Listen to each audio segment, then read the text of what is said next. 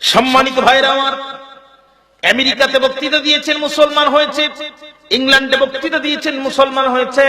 বাংলাদেশে তার সমকক্ষ এমন কোন আলেম নাই, এমন কোন পীর নাই যে তার হাতে যতগুলো মানুষ মুসলমান হয়েছে এত দৃষ্টান্ত বাংলাদেশের সমকালীন প্রেক্ষাপটে কোন আলেমের নাই।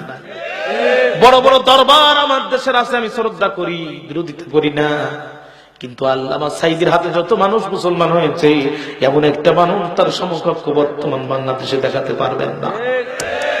এই জন্য আমি রংপুর মাহফিল করে বিশ্রাম করতেছি। এক হিন্দু আমার রেস্টরুমে ঢুকলো, ঢোকার পরে আমার হাতে হাত দিয়ে বলে, হুজুর ওয়াজ করেছেন সব সত্য কথা, কিন্তু একটা মিথ্যা কথা আপনি বলেছেন। আমি বললাম কি? আপনি বলেছেন এক সাঈদী কারাগারে, লক্ষ সাঈদী ঘরে ঘরে, এই কথাটা মিথ্যা। আমি বললাম কেন? কই হুজুর বাগানে গোলাপ তো প্রতিদিন ফোটে, কিন্তু যেটা রানী গোলাপ ওটা 100 বছরে মাত্র একবার ফোটে। আল্লামা সাঈদী সাধারণ গোলাপ নয়, এটা রানী গোলাপ। হুজুর 100 বছর কেন, আগামী 1000 বছরও বাংলাদেশে এমন মুফাসসির আসবে কিনা জাতি জানে না। ও আমার ভাইরা খেয়াল করেন, আমার বন্ধুরা, গাইবান্ধা টার্মিনালে আমি আজ থেকে আরো 4 বছর পূর্বে বক্তৃতা করলাম। সেখানকার এমপি, সুন্দরগঞ্জের এমপি মাওলানা আব্দুল আজিজ সাহেবের গল্প শুনলাম। উনি গল্প করেছেন যে আল্লামা সাঈদী খানায়ে কাবার সামনে আসরের নামাজের জন্য প্রস্তুতি নিচ্ছেন।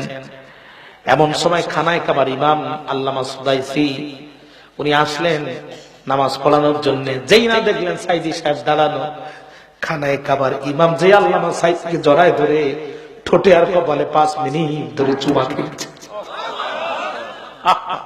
খানায়ে কাবার ইমাম যার ঠোঁটে চুমা দেয়, খানায়ে কাবার ইমাম যার কপালে চুমা দেয়, এই লোকটা ধর্ষণকারী হতে পারে, কারুর ঘর বাড়িতে আগুন জ্বালানোকারী হতে পারে।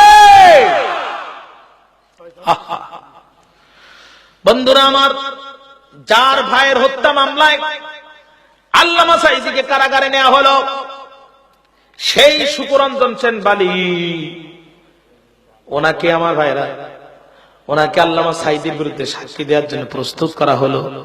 উনি বললেন, আমি হিন্দু ঘরের সন্তান, আমি জীবন দিতে পারি। এত বড় একজন দেবতা তুল্য মানুষের বিরুদ্ধে, হিন্দুদের ভাষায়, ওনাদের ভাষায় বলেছি কোডান কোড, এত বড় একজন দেবতা তুল্য মানুষের বিরুদ্ধে সাক্ষী দিতে পারবো না। এই রঞ্জে শুকুরঞ্জন সেন বালিকে আন্তর্জাতিক ট্রাইব্যুনালের সামনে থেকে অপহরণ করলো। আজ পর্যন্ত শুকুরঞ্জন সেন বালি ভারতের দমদম কারাগারের মধ্যে জীবন কাটালো, কিন্তু মুসলমানদের একজন ধর্মীয় নেতার বিরুদ্ধে মিথ্যা সাক্ষী দিল না। আর মুসলমানের ঘরে জন্মগ্রহণ করাই কুলাঙ্গাররা বিশ্ববরণ্য মুফাসসিরের ফাঁসির দাবি করে। কথা বলেন।